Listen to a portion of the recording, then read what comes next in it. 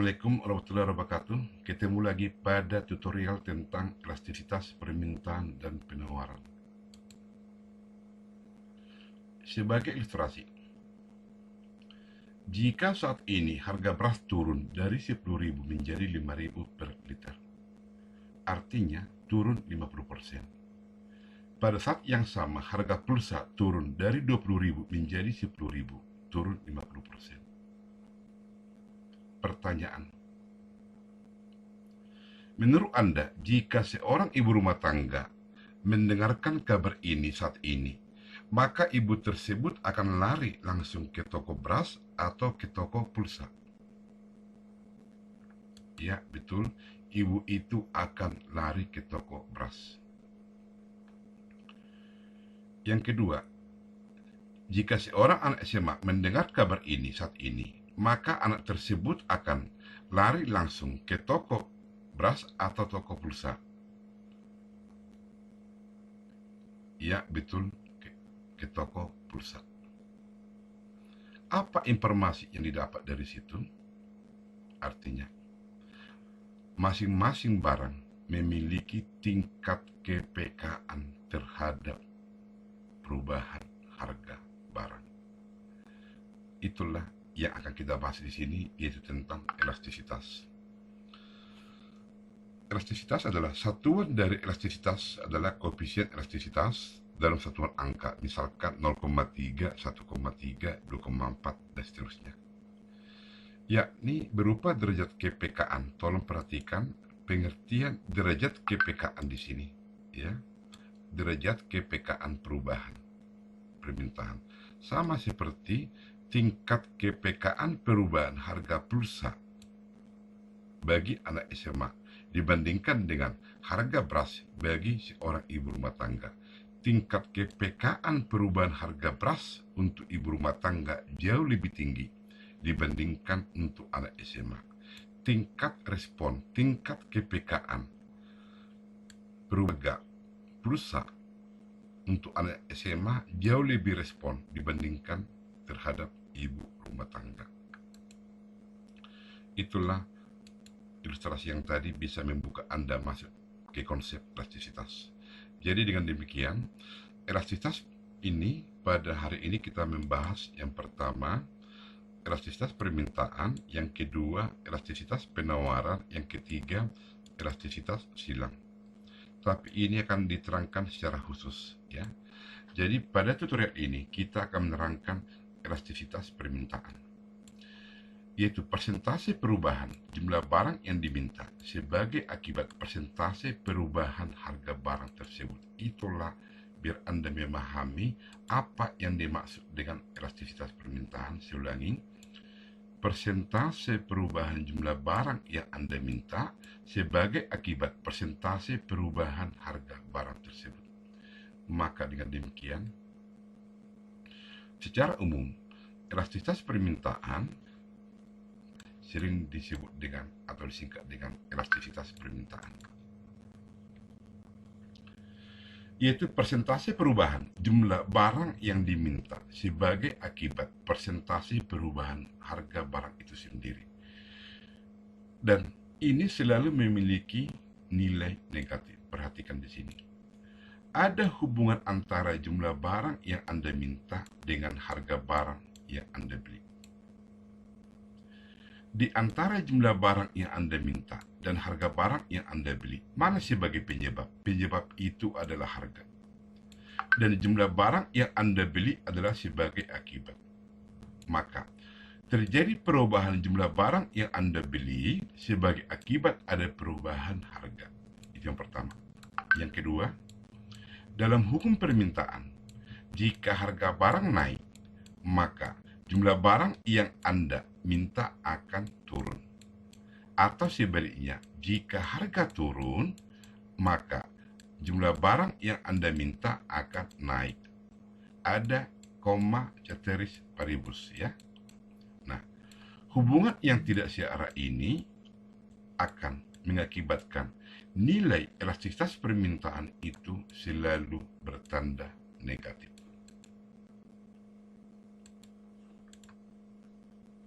Jadi, Inilah bentuk narasi daripada pengertian elastisitas permintaan. Dalam bentuk matematisnya itu, ED sama dengan, dalam bentuk matematis, ED sama dengan persentase perubahan jumlah barang yang diminta. Tolong ada kalimat di sini persentase. Mengapa dibuat satuan persentase? Karena masing-masing barang memiliki satuan yang berbeda. Untuk beras, satuannya liter. Untuk Indomie, satuannya bungkus. Kemudian untuk gula, satuannya liter ya sama. Untuk minyak goreng, satuannya botol dan sebagainya. Artinya masing-masing barang memiliki satuan yang berbeda. Untuk menyamakan satuan yang berbeda tersebut adalah dibuat satuan persentase. Misalkan harga beras naik 5%, maka jumlah beras itu akan turun 10%. Ya, berarti turun 10%. Kemudian harga Indomie naik, jumlah Indomie turun 5%. Nah, jadi Indomie di sini satuan bungkus, beras di sini satuan kilo. Beda satuan beras, kilogram, satuan Indomie, bungkus. Karena perbedaan satuan ini untuk menyamakan, maka dibuat satuan persentase. Maka dengan demikian, elastisitas permintaan itu sama dengan persentase perubahan jumlah barang yang diminta sebagai akibat persentase perubahan harga barang itu sendiri. Nah, definisi ini secara matematis menjadi elastisitas permintaan diferensial atau dengan kata lain perubahan kuantiti, perubahan jumlah barang yang Anda beli sebagai akibat perubahan harga dikali harga barang itu sendiri dibagi jumlah barang yang diminta. Ini nanti akan diperdalam di matematis. Nah, maka misal nilai ED itu sama dengan min 1,3. Jadi sampai kapanpun nilai elastisitas permintaan itu selalu negatif. Negatif ini konsekuensi daripada hukum permintaan. Pertanyaan, apa arti ED 1,3 ini? Agar Anda bisa memahami 1,3 ini, nilai ED, perhatikan, kembalikan ke definisi. Definisi daripada elastisitas permintaan itu persentase perubahan jumlah barang yang diminta sebagai akibat. Ini Anda baca sebagai akibat persentase perubahan harga. Saya ulangi dulu, Anda harus paham betul ini ya.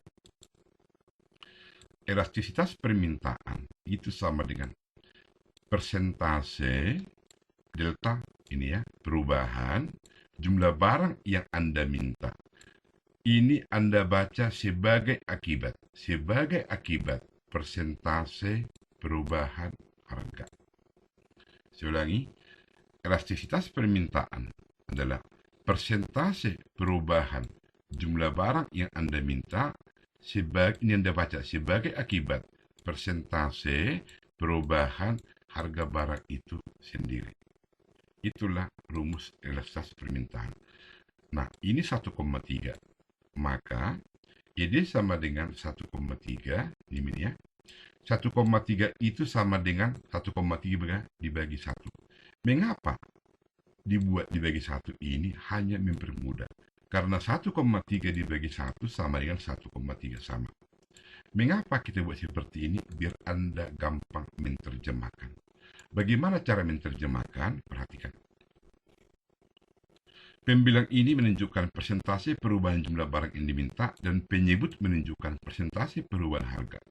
Nah, ini memiliki nilai 1,3.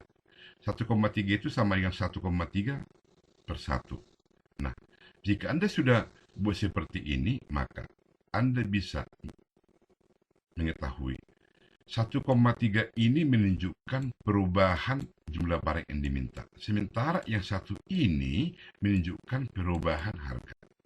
Nah, jadi Anda lebih gampang menerjemahkan 1,3 Anda buat 1,3 per 1. Maka penyebut ini, yang satu ini, menunjukkan perubahan harga.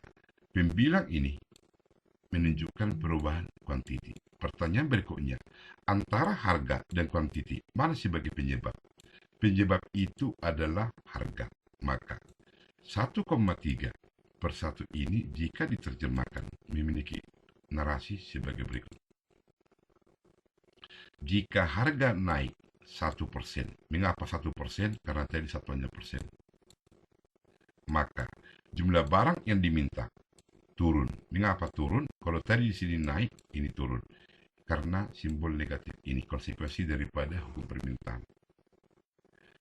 Jadi, pengertian 1,3 saya ulang di sini, jika harga barang itu naik 1%, maka jumlah barang yang diminta akan turun 1,3% dan sebaliknya. Artinya, jika harga turun, jika tadi di sini naik, sekarang di sini turun.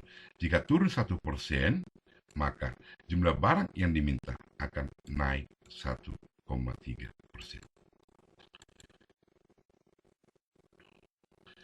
Jenis elastisitas permintaan. Jika ED itu sama dengan 1, itu dikatakan unitary elastis atau elastis yang bersifat uniter. Yaitu perubahan jumlah barang yang diminta itu akan sama dengan perubahan harga. Nanti lebih jelas di gambar ini. Jika ED tak terhingga, disebut dengan elastisitas sempurna, di mana perubahan harga sekecil apapun mengakibatkan perubahan kuantitas permintaan yang sangat besar, tidak terbatas. Jika nilai ED tak terhingga. Jika ED sama dengan 0, dikatakan inelastis sempurna. Berapapun perubahan harga, kuantitas permintaan tetap. Berapapun perubahan harga garam, mula-mula harga garam 5.000. Tiba-tiba harga garam turun menjadi 2.000. Jumlah garam yang dia minta tetap misalkan 2 bungkus per tahun atau per bulan. Nah, nanti lebih jelas kita lihat ini. Kemudian, jika lebih besar 1 dikatakan elastis, lebih kecil 1 inelastis. Tadi sudah lagi di sini, jika sama dengan 1 dikatakan unitary elastis atau uniter. Jika tak terhingga dikatakan elastis sempurna. Jika 0 adalah inelastis sempurna. Bagaimana kurva permintaan yang bersifat elastis? Perhatikan di sini. Pada sumbu vertikal harga, pada sumbu horizontal quantity, waktu harga mula-mula sebesar P1, jumlah barang yang Anda minta Q1. Nah, sengaja ini saya buat dalam bentuk kotak biar Anda bisa memahami.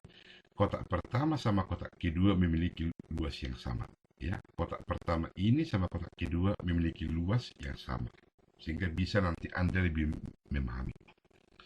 Jika harga mula-mula P1, yang Anda minta sebanyak Q1. Jika harga turun dari P1 menjadi P2, maka jumlah barang yang Anda minta akan naik menjadi seperti ini. Ini satu kotak, ini dua kotak.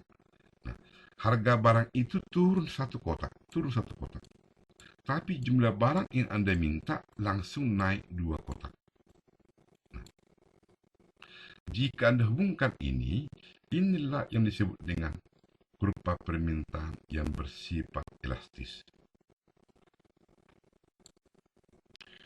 Waktu harga P1 ada 2 kotak. 1, 2.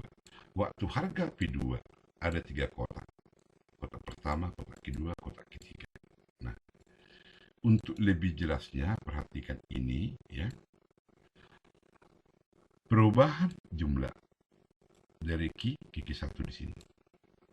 Ya. Di sini dia 2 kotak. Lebih besar perubahan jumlah daripada perubahan harga. Perubahan jumlah di sini 2 kotak, perubahan harga di sini 1 kotak. Artinya, harga itu berubah sangat kecil. Respon Anda, respon konsumen sangat tinggi. Jika harga beras turun 5%, maka permintaan terhadap beras itu langsung naik di atas 5%. Itulah arti daripada kurva permintaan yang bersifat elastis, di mana bentuk kurvanya semakin mendatar. Jadi, elastisitas permintaan tadi, persentase perubahan jumlah barang yang diminta sebagai akibat persentase perubahan harga.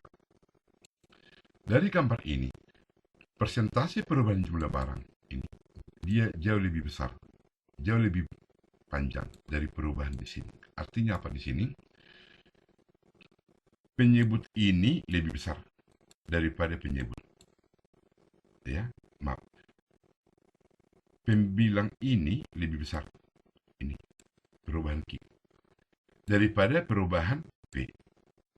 Nah, jika dalam pembagian, jika pembilang ini lebih besar daripada penyebut, misalkan 10 sebagai pembilang, penyebutnya itu 2. Jika ini lebih besar dari di sini, hasilnya berapa ini? 5.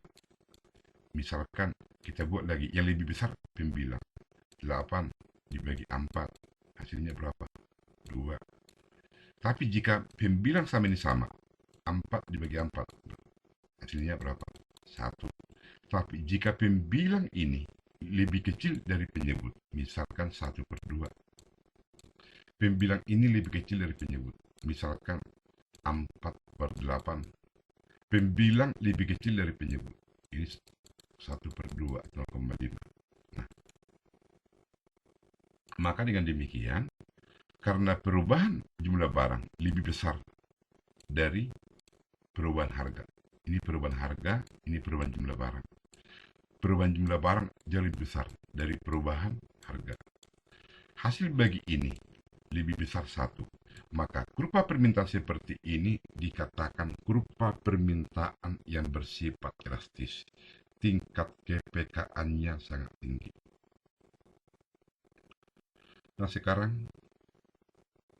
kurva permintaan yang bersifat elastis. Pada simbol vertikal harga, ini kuantiti.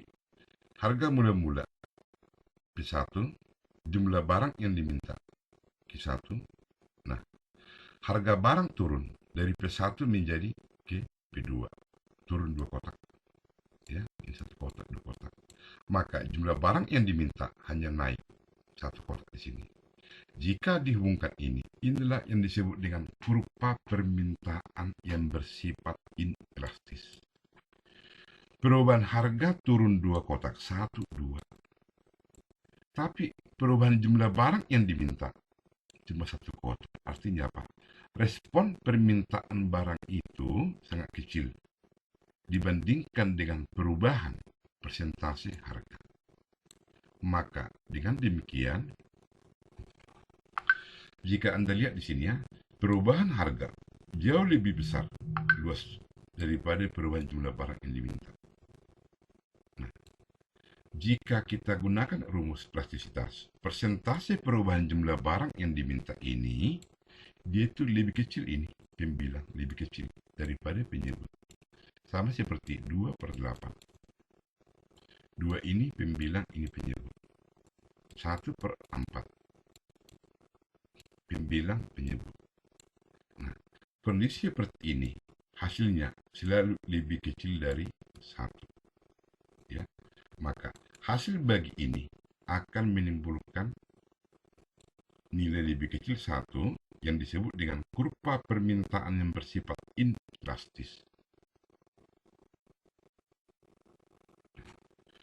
Inilah kurva permintaan yang bersifat inelastis. Sekarang, kurva permintaan yang bersifat uniter. Perhatikan di sini. Pada sumbu vertikal harga, pada sumbu horizontal quantity, harga mula-mula P1. Turun harga menjadi P2.